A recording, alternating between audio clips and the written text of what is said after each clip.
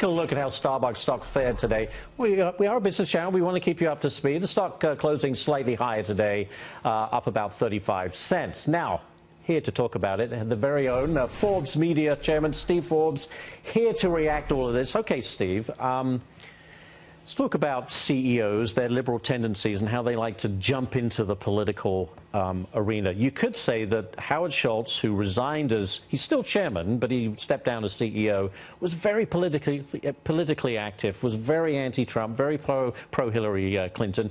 The travel ban, he responded to that by the president by saying, we're going to hire 10,000 refugees, caused a huge stink because, well, what about the people in this country who need a job? What about the veterans who can't find a job?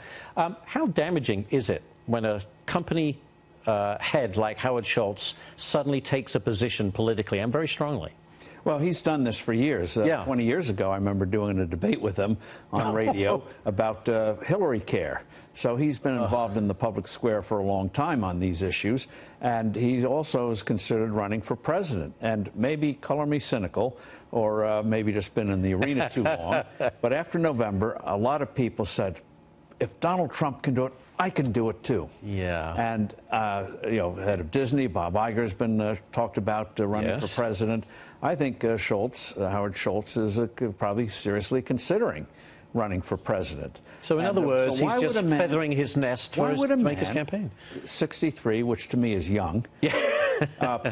Today, consider retiring in a company that his grit, really give him credit, created. Yes. And when he'd stepped down as CEO years ago, it floundered. He came back and made it really going again. So why in your prime would you step down from something you've loved and worked on all your life? Only, I think, if you're thinking maybe having another big chapter in your life. So watch him, watch Bob Iger, watch others. Space. That's not being cynical. If Bernie Sanders and others think it's going to be typical politicians running in 2020, forget about it. It doesn't impact the stock price. We showed that earlier. I mean, does it hurt business? I mean, if I'm politically on the right, I'm going to be fed up with this guy spouting off. Well, and there was some reaction, blowback about the refugee thing, which you mentioned. But Starbucks, thanks to Schultz, give credit where credit is due, has created a very strong brand. I go there. I've got, you know, I'm an addict. You swallow your pride and you go in there. I'd say the most chaos is at the pickup counter. He talks about Trump creating chaos, which I guess is a good thing for them. But in terms of the amazing thing is, just a quick story. Yeah, years ago, Dunkin' Donuts and Starbucks, somebody did a marketing survey. They took 100 or 50 customers from Dunkin' Donuts, paid them for 2 weeks to go to just Starbucks.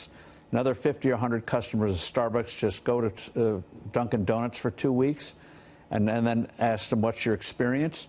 The Dunkin' Donuts said, I'm sticking with Dunkin' Donuts. The Starbucks people said, I'm sticking with Starbucks. No crossover. Brand loyalty. So you think there's a divided country? On brand, there's a real one.